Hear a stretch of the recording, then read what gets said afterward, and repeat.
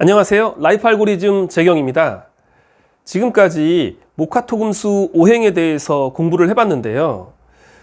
모카토금수 오행 이전의 문제들, 그러니까 음양 그리고 사상에 대한 공부가 조금 부족한 것 같아서 잠깐 시간을 마련했습니다. 그러니까 음양이 있고 음양이 사상으로 분화하고 그리고 사상에 토가 더해져서 오행이 되는 건데요. 그 과정을 간단하게 한번 설명드려 보고자 합니다.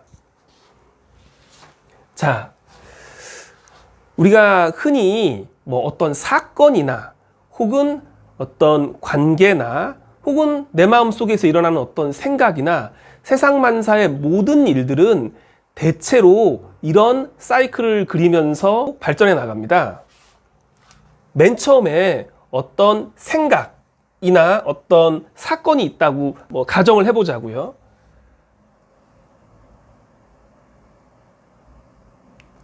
자, 이 생각이 맨 처음에는 시작되겠죠.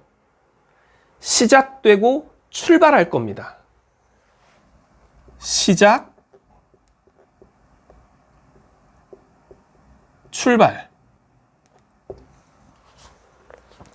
시작되고 출발된 어떤 생각이나 사건이 시간의 흐름에 따라서 점차 발전을 해서 마침내 절정에 이르겠죠. 이 점이 절정이라고 한번 생각해 보자고요. 이렇게 발전해서 절정에 이를 것입니다. 이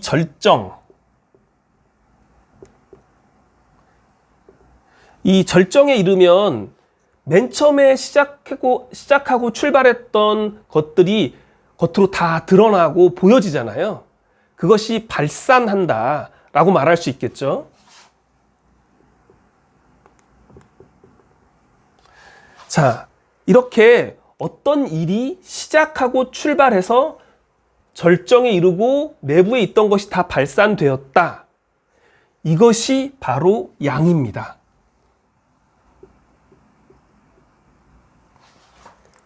그리고요, 이제 절정에 이르고 발산했던 어떤 일이 시간이 흐름에 따라 마무리가 될 거 아니에요. 정리가 되고 마무리가 될 겁니다. 그리고 정리되고 마무리된 어떤 일은 마침내 문제가 모두 해결되었기 때문에 이제는 끝나는 거죠. 끝나서 휴식하고 재충전하는 시간을 갖게 될 겁니다. 그러니까 시작하고 출발했던 것이 절정에 이르고 발산하고 나서는 정리되고 마무리된 다음에 휴식과 재충전을 거치는 거죠. 그리고 그 다음에 새로운 어떤 시작과 출발로 나아가겠죠. 자, 그러면 이 정리되는 것과 휴식하고 재충전하는 이 과정을 음이라고 합니다. 그래서 양과 음은 이런 관계인 겁니다. 그래서 정리 마무리된 것이 휴식하고 재충전했다가 새로운 출발로 나아가겠죠. 자, 이것을 사상에서는 시작하고 출발했다. 이것을 소양이라고 합니다. 이 소는 적을 소자니까 어린 양이라는 뜻이죠. 그리고 절정에 이르고 발산하는 과정을 뭐라고 하냐면 노양이라고 합니다.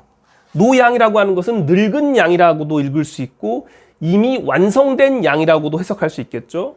혹은 이것을 태양이라고도 합니다.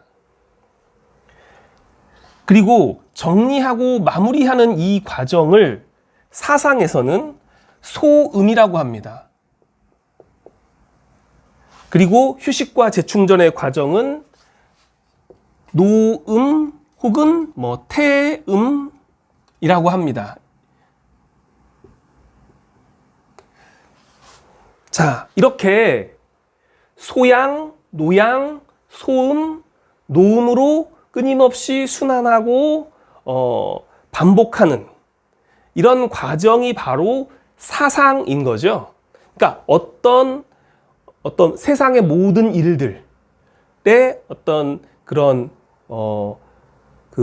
움직이는 어떤 그 과정을 네 개의 단계로 구분할 수 있잖아요. 자, 여기에다가 또 다른 이름을 붙일 수 있습니다. 소양이 다른 이름으로는 목입니다. 그리고 태양은 화예요. 소음은 금입니다. 태음은 수입니다. 그러니까 목화금수는 소양, 노양, 소음, 노음의 다른 이름인 거예요. 따라서 사상의 다른 이름이 그러니까 목화금수인 겁니다.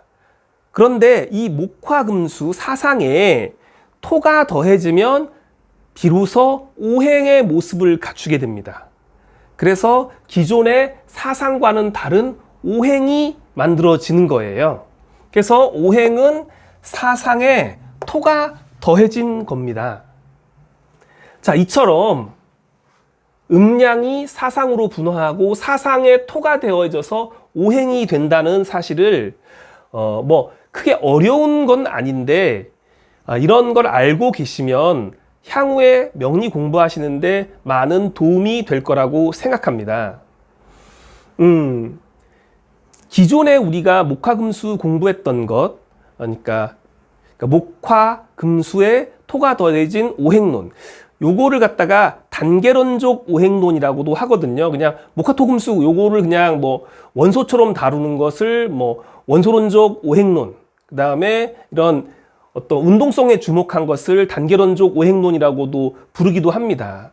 이제 이런 단계론적 오행론 측면에서는 사상과 오행이 이런 관계를 맺고 있다라고 이해하시면 될 것 같습니다.